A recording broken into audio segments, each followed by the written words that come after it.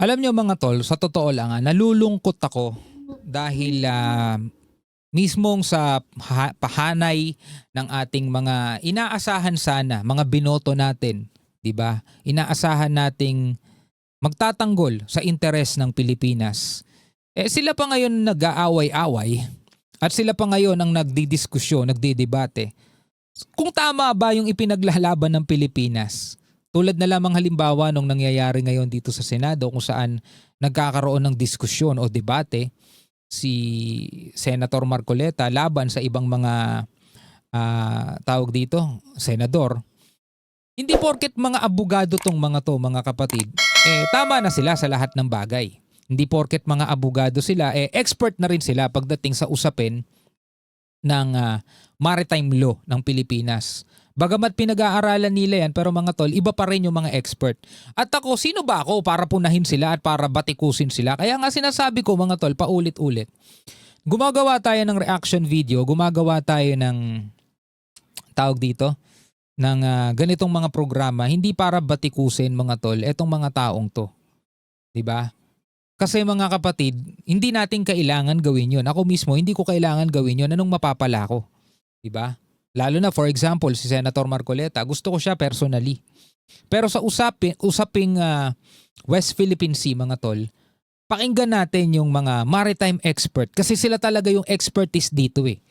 Ito nga binigay ko na example oh. Kumbaga sa doktor, merong kanya-kanyang expertise yan. No? Merong espesyalista sa mata, espesyalista sa utak, espesyalista sa buto, sa puso, sa atay, sa kidney. Alam mo yun, iba't ibang espesyalista. So kung halimbawa ikaw ay may problema sa puso, 'di ba? Hindi ka magpapatingin doon sa espesyalista sa mata. Kasi ang kailangan mo espesyalista sa puso. So ang pinag-uusapan natin dito, West Philippine Sea, mga tol, ang kailangan nating tanungin o pakinggan yung mga espesyalista dito sa maritime law. So halimbawa na lang itong pakikinggan natin. Hinamon ni Attorney J. Batong Bakal etong si Senator Marcoleta na hanapin yung mga meets and bounds ng lahat ng bansa. Well, samahan ninyo ako mga tol. Pag-usapan natin to. I'm just a young nigga chillin' on it. First time I seen ice was a Alright mga kapatid, ipe-play natin tong audio. Ilalagay ko na lang yung picture na nagsasalita. Yan.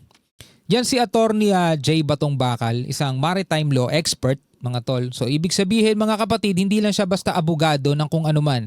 Siya ay eksperto pagdating sa usapin ng ating maritime law, mga tol. So pakinggan natin. Yun po sa inyo at lahat po nakikinig. Hi, Opo, attorney. Thank you. Medyo mabilis na lang kasi medyo kapos na tayo sa oras. Kanina kausap namin si Jose Custodio dahil siya po ang ating maritime and security analyst. Sabi niya, mas mabuti nga daw na kausapin natin ay yung may alam sa batas. Yon. Diba? Kesa ako magsasalita, ako pa magse-search, ako pa magre-research, pakinggan na lang natin kung ano yung sasabihin ng may alam sa batas, ng may alam dito sa maritime law. Minention ka pa niya talaga, attorney. Yes. Oo. Patungkol po dun sa nangyayaring debate sa Senado, no? Na kung tayo po talaga ay may eksaktong data para masukat kung hanggang saan lang po ba ang ating karagatan or West Philippine Sea. Meron ho ba talaga tayong exact data para malagay sa mapa kung hanggang saan lang po ba natatapos ang West Philippine Sea? Bakit tinatapik yan? Kasi nga mga kapatid, ang sinasabi ni Senator Marcoleta, mahihirapan tayong ipaglaban kung tayo mismo hindi natin masabi kung hanggang saan pa talaga o yung boundaries ng ating exclusive economic zone o yung 200 nautical miles. Kung hanggang saan ba talaga? Kaya nga sabi niya, di ba, ay kailangan mag-coordinates tayo sa IHO para mailagay na sa International Hydrographic Organization yung mismong mapa ng ating West Philippine Sea. Tuloy natin. Opo, meron naman po kasi ang basehan naman doon ay Meron daw. susukatin lamang ng 200 nautical miles mula sa baselines. Yung baselines po nasa RA 9522. So susukatin mo lang basta na pumasok sa loob ng 200 nautical miles yung issue o yung mangyayari, di pasok na yun sa ating EEZ. Ganun lang kasimple yun. So ganito lang daw kasimple. para malaman mo kung hanggang saan yung 200 nautical miles EEZ defined by UNCLOS. Mula dun sa ating baseline, sakay ka ng barko, 'di ba? Paandarin mo yung barko, kung hanggang makarating ka ng 200 nautical miles, edi hanggang dun yung ating EEZ. Hindi mo pwedeng bakuran yon, hindi mo pwedeng guhitan ng karagatan, hindi mo pwedeng gawin sa kalupaan yung babakuran mo kung hanggang saan yung lupa mo sa karagatan. Hindi natin pwedeng gawin yon, hindi nag-a-apply yon sa dagat. Katulad na nga lang nung binigay kong example, bumili ka ng lupa, bumili ka ng 300 square meters. Bumili ka ng 300 square meters na lupa. Medyo malaki yun. Ngayon tatanungin mo hanggang saan dito yung 300 square meters ko. Siyempre susukatin yun. Kung hanggang saan yung sukat, babakuran mo na yun. Para hindi na yun ang kinin ng mga magiging katabi mo, mga balang araw ng mga magiging kapitbahay mo. So babakuran mo na yun. Hindi natin pwedeng i-apply yan sa dagat. Kasi hindi naman natin pwedeng guhitan ng dagat at hindi rin natin siya pwedeng bakuran. Kahit gumawa tayo ng mapa hanggang dito, pagdating doon sa actual, hindi natin makikita yung guhit na yon. Not unless tumingin ka doon sa device na meron ka, GPS, radar o kung ano man yung device na ginagamit ng mga barko para malaman kung nasaang part ka na ng karagatan, kung nasaang part ka na ng South China Sea kasi napakalawak ng South China Sea. So sabi rito ni Attorney J. Batong Bakal, simple lang. Yung data na gusto natin o hinahanap natin kung hanggang saan yung EEZ natin mula dun sa baseline ng ating bansa hanggang 200 nautical miles, yun yung ating EEZ. Okay? Ngayon ang gustong mangyari ni Senator Marcoleta, yung mismong pangalan, name na West Philippine Sea, wala kasi dun sa IHO. Diba? Pero regardless, may pangalan man yan o wala, hindi natin pwedeng baliwalain na meron tayong 200 nautical miles exclusive economic zone. Kasi yung West Philippine Sea, pangalan lang naman yan eh. Binansag lang naman natin yan para magkaroon na, ma-distinguish na natin mga tol. Hindi naman natin pwedeng tawaging South China Sea of the Philippines, di ba? So pinangalanan na lang natin West Philippine Sea. 'Di ba? Regardless man may pangalan man 'yan o wala, gusto mo gawin mo na lang ibang pangalan 'yan, dagat o kung ano mang itawag natin diyan. Again, 200 nautical miles exclusive economic zone pa rin 'yan ng Pilipinas mula sa pinaka-baseline natin hanggang dun sa 200 nautical miles, 'yun yung nasasakop ng ating EEZ. Okay, kasi ito iko-quote ko lang po, Attorney J, dahil ito po ay galing na mismo sa news report. Ang binabanggit po ni Senador Rodante Marcoleta na hindi daw isinasaad ng arbitral award na ipinanalo ng Pilipinas kung saan daw nagtatapos ang West Philippine Sea. Ang sabi po ni Senador Marcoleta, yung po Republic Act 9522, alin ba ito? Yung Philippine Archipelagic Baseline Law, no?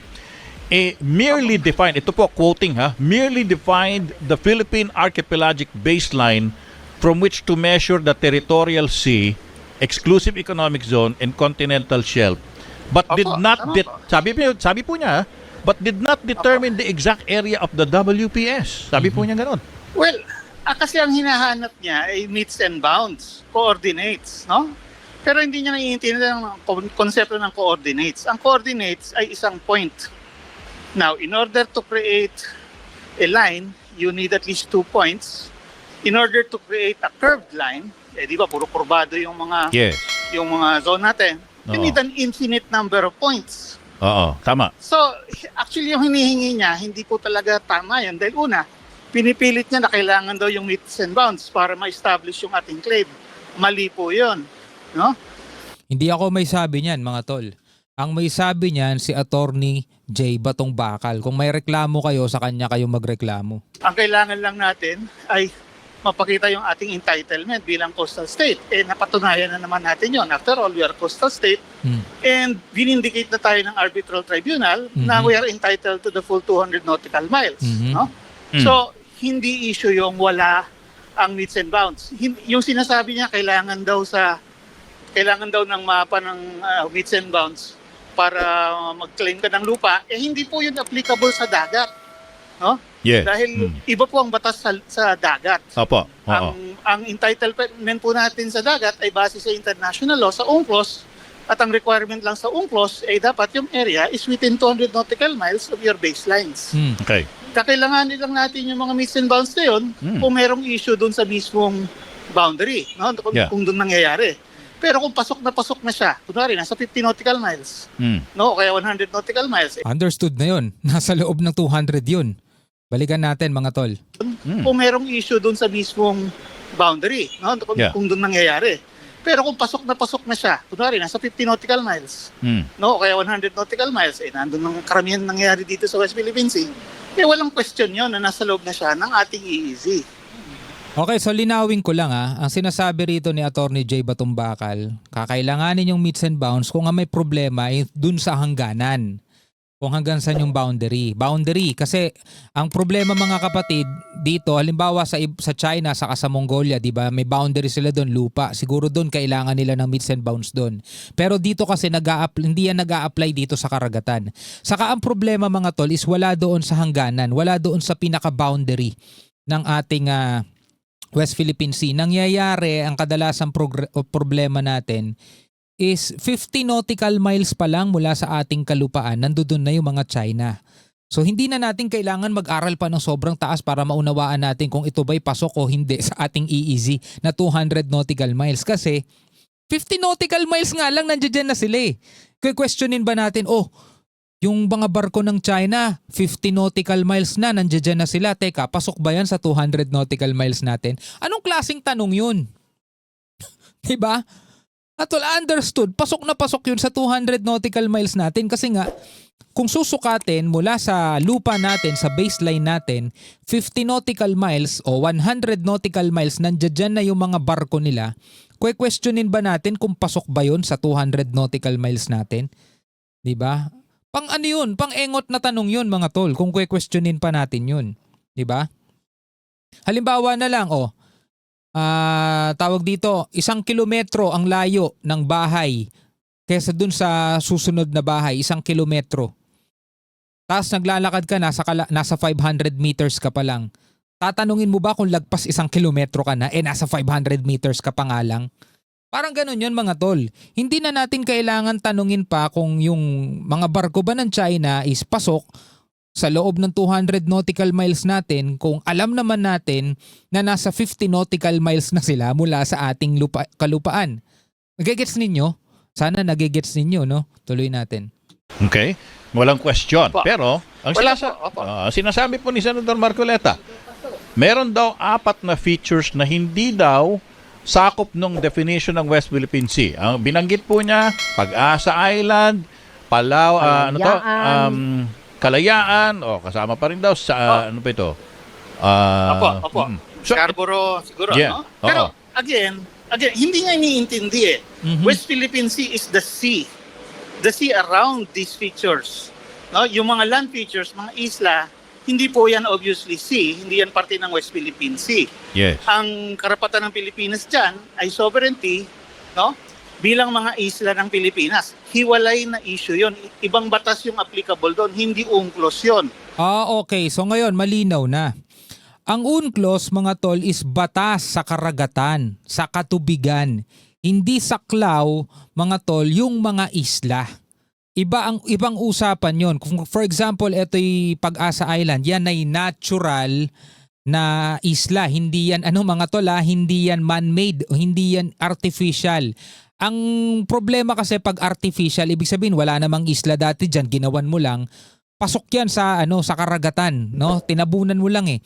Pero kapag halimbawa ito'y isla, hindi yan mga tol sakop ng batas sa karagatan o UNCLOS.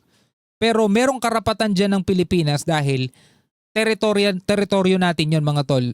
Ando doon, may gobyerno tayo doon, may mamamayan tayo doon.